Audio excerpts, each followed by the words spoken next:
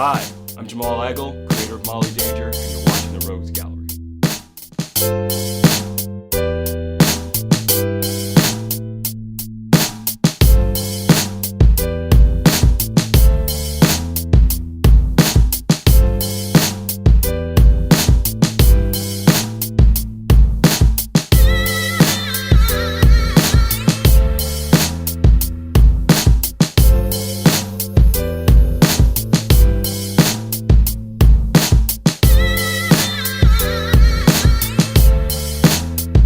Growing up in New York City, as a kid, we all grew up here.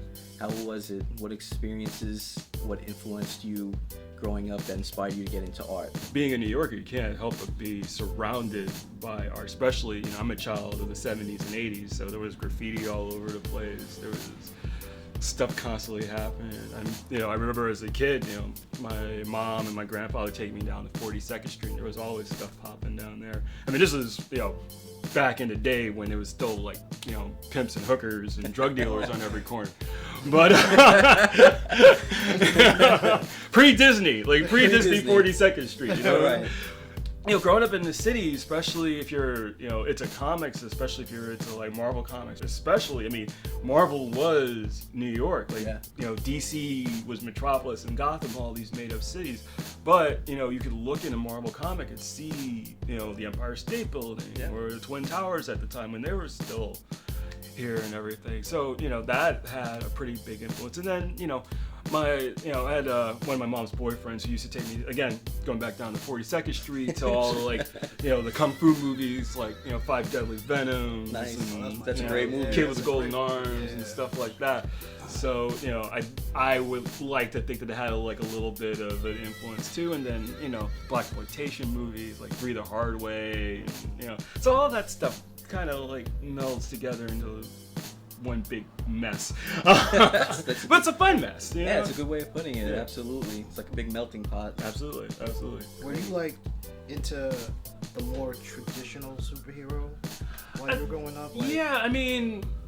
I was introduced to the DC characters long before I really knew about any Marvel characters. Because you had the Batman TV show, and then you had the Adventures of Superman, and then the Superman movie, with Christopher Reeve, but then Spider-Man to me at that time was the guy from the Electric Company. It was, for whatever reason it wasn't as cool until they did the Nicholas Hammond Spider-Man TV series, and then you got the Incredible Hulk and all that stuff. So yeah, I think I grew, in the beginning it was more about the traditional superheroes, and then when I got into high school it became more about characters like Nexus and the Badger and Teenage Mutant Ninja Turtles and the Elementals. More like the underground. Yeah, exactly. They were still superheroes, but there was cursing, there was nudity, there was, they were touching on things that, Marvel and DC weren't doing. It was edgier. Absolutely. There's that, as a 14-year-old, that definitely had a big influence. And then, you started, stuff, going along the lines with the Turtles. Then you had adolescent radioactive black belt hamsters, and then Boris the Bear, and then characters like that. So, I kind of split my time between the mainstream and the independent scene, but it definitely leaned more towards mainstream superhero stuff. So the mainstream is what made you decide at 14 that you wanted to be a professional comic artist? Absolutely. Well, I knew I wanted to do something with comics even before then, but because I went to art and design. And, art and design was one of the few, at the time, was the only high school level, comics program anywhere. We're talking 1986. So, that was the point when I figured out that you could actually make a living. I took my first trip to Marvel to do the tour and saw the offices and everything.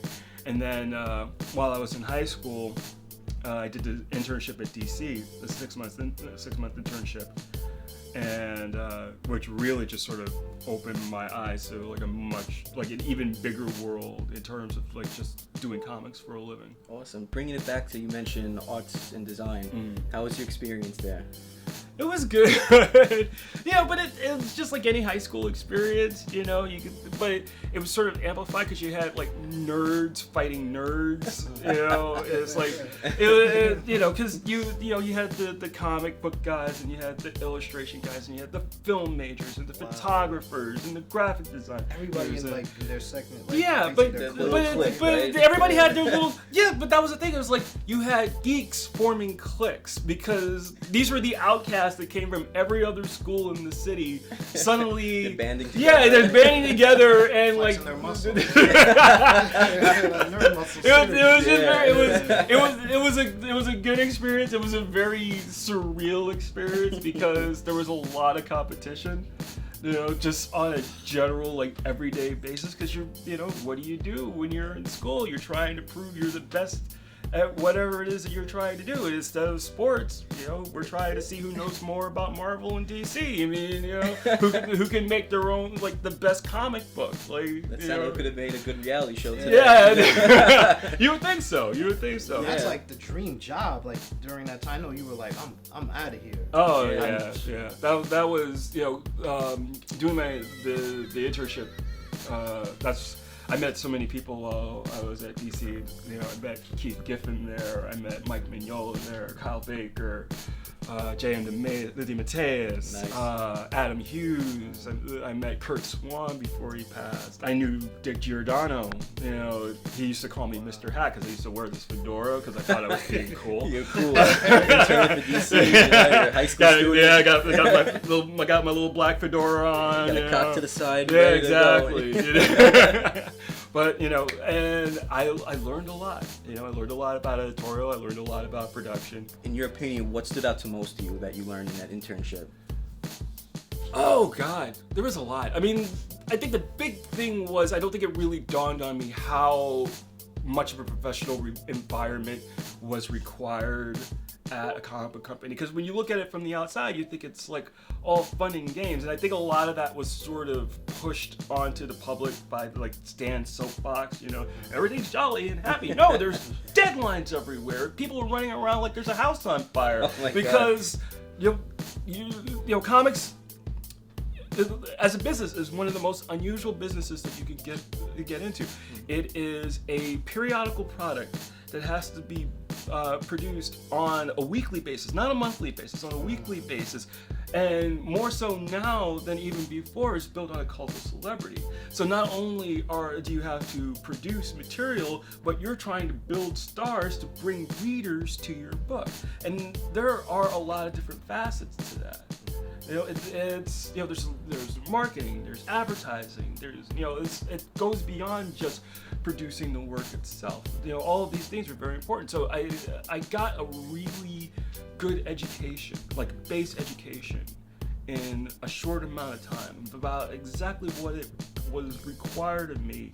Not just, being a good artist, but being a good business person and being a good promoter and being a good self-promoter. Absolutely. You gotta promote, especially if you're putting something out there. You gotta put that work in to make sure that you definitely getting the word out. Absolutely. And I believe it's very important. So I'm glad you got that experience. It's not many people are awarded that. No, but a lot of times with creators, they are, God love them, they are so dedicated to perfecting their craft that they put the other things aside, or they don't know the other things. And a lot of times in art school specifically, they're not geared to teach you the fundamentals of running a business, because especially when you're a freelance artist, you are running your own business. Yeah.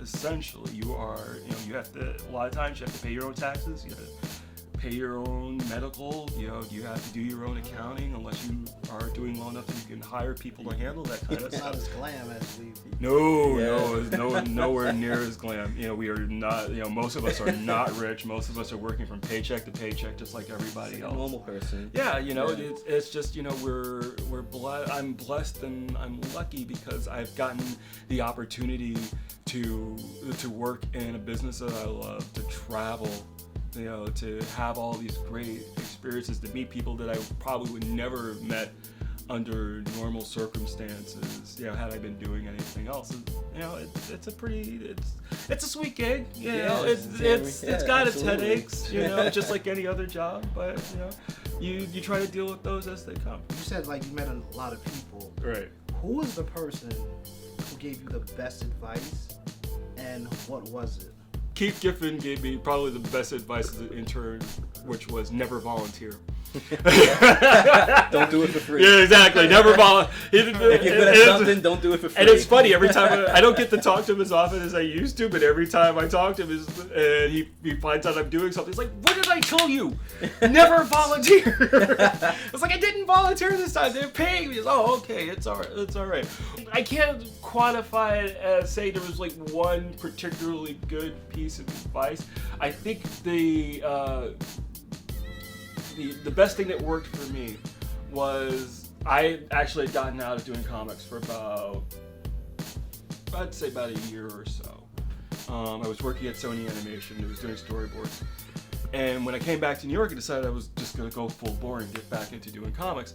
And what I decided at the time, this was about 2003, I was going to pick one artist, and I was going to model my career after his. Because I needed to figure out what my goal was going to be, what the end goal was going to be. Because at that point, I'd been in the business for about 10 years, like 10 years or so. And You're pretty seasoned at that point. Yeah, but even at that point, I mean, I would be the first to admit that there were still a lot of things that I didn't know, that I wasn't aware of. And I was feeling a little frustrated career-wise about what direction I really wanted to take, because when I first got into the business, it was the early 90s. Wizard was still publishing, the Wizard Top 10 was still a big deal. Everybody was, there was a lot more money flowing around the industry, and everybody was, trying to climb that ladder to be the top guy on the top rung and everything else. And I'd seen a lot of, quote unquote comic book superstars like come in and disappear or burn out or move on, and I decided when I was going to get back into the business seriously, I said to myself, I'm going to emulate my career after another creator, and I decided that creator was going to be Jose Luis Garcia Lopez. Nice. And the reason why I chose Garcia Lopez is he's still in demand. He is an artist. He has longevity. He's consistent. He is exactly. So consistency, longevity. He's not the most famous creator. When you even though he's a contemporary of guys like Neil Adams or Ross Andrew, I don't think he ever got the due that those other guys, like Byrne or any of those other guys, had received. But he's still there, and he's still at the top of his game. So I always thought that, if my end goal is to be, I'm gonna be 43. If my end goal, 30 years from now is to still be in demand, and doing the work that I love, that's the best way to go. I don't have to be rich. No, as long as you're happy. Yeah, exactly. As long as I get to do the work that I want to do. So it's like you're having fun, so it's like doing it for free. Yeah, exactly. Well, I don't want to do it for free, but it's like it doesn't feel like work, and you're enjoying it no matter how much money you make. Yes, I have to pay for this palatial kitchenette over here. So. That's awesome. No, but mentioning your early '90s, your first break, where did you get that? Well, I went to Canada. I left for Canada, and I was in Canada for about 6 months, and I decided to come back to New York. And when I got back to New York, I got a job at Forbidden Planet. No, was that Forbidden Planet? No, I was at Jim Hanley's. I worked at Forbidden Planet and Jim Hanley's first. But I worked at Hanley's first for about a year. And while I was working at Hanley's, I was doing samples and sending stuff out, and, trying to get my break. But I'd gone to like one convention in my entire life before that point. So I put together some samples. I had seen, it was a Comic Shop News, it was like right before Milestone started publishing books, and they had a story Okay. about static. So I saw the image of static, and I did 3 pages of static samples, just based on nothing else except for that one story in Comic Static. Shop News. So I did 3 pages of samples. I went to a convention at the Javits Center, and Milestone had a booth. Great. I did, for whatever reason, I didn't put 2 and 2 together because I didn't even know what company was. I just saw the image of static on the trash can lid. And it just inspired you. Right, it just inspired me. So I go over to the Milestone booth, and there's this guy like kneeling down, rifling through some boxes, and I'm just like, excuse me, are you guys looking at samples? And he turns around and he towers over me. It was Dwayne McDuffie. Wow. Like if you guys have ever seen Dwayne McDuffie, like you're pretty tall. Dwayne was like 6'6", 6'7", something like that. He was a big boy. And so it's like, yeah, I'll take a look. And I show him the samples he stopped. He's like, where did you see this? I was like, I saw the story in Comic Shop News. I figured out that his powers were magnetic, and and it's like you figured out his powers from a story that you read in Comic Shop News. It's like, yeah, it just made sense. It was like, okay, It's like, that's a talent. yeah. He gave me his card. And then I went and talked to a couple of other people, and then I went over to this company called Majestic Entertainment, and showed them the samples, and they were like, "Okay, we're gonna call you. We're gonna call you in a couple of days." So they called me a couple of days later. They asked me to turn around 3 pages of samples in 24 hours. Oh wow. So you want to see if you can live up to the pressure. Yeah, so I end up, because I was living in the city at the time, and there was a grocery store downstairs. So I figure if I'm gonna do this, and I gotta work the next day. Wow. So I figure if I'm gonna do this, I gotta stay up all night to do this. So I go downstairs and buy 4 packages of Hostess cupcakes and 2 bottles of Jolt Cola. And I'm just working on these samples, rushing through these samples through the night, but I got the job. Awesome. So, so that was the first work that I got paid for, but that wasn't the first work that got published. Because Majestic Entertainment was one of these fly-by-night companies from the 90s. Yeah. The people who owned the company ended up embezzling all the money from the company. Wow. And Paul Jenkins was the editor-in-chief at the time, and he got the shit end of the stick on the whole deal. But it's just, he was the one who had to call me. It's like, all right, don't do anything. I'm gonna call you back. Just don't do any more work until you hear from me. So he calls me back the next day. It's like, okay, here's the deal. The company's filed Chapter 11. Oh, man. It's they've embezzled all the money, and we can't find the artwork. Oh. And I was just like, fuck.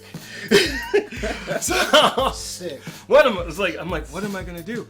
So I took the pages that I was working on this book called Flashpoint for them. Okay. And I did 1 issue and got paid most of the money that they owed me for it, but they ended up owing me $3,000 or something like that, which is, when you're 20 years old, it's a lot of money. Yeah, it's a lot of money. Yeah. So Oh man. it's a lot of money now, but but especially, but that tells you the kind of money that was floating around in the industry at that time. There was no way in hell I should have been making that kind on my first book. No way! I was making $175 a page. There are guys who don't make that now. What are you doing? Yeah, exactly. Something going on. Yeah, exactly. So I took those pages and I made photocopies. I sent it to every editor that I could find. And one of the editors was Kevin Dooley, who used to be the editor on Green Lantern, and he gave me 8 pages of an issue of Green Lantern 52. That was my first published work.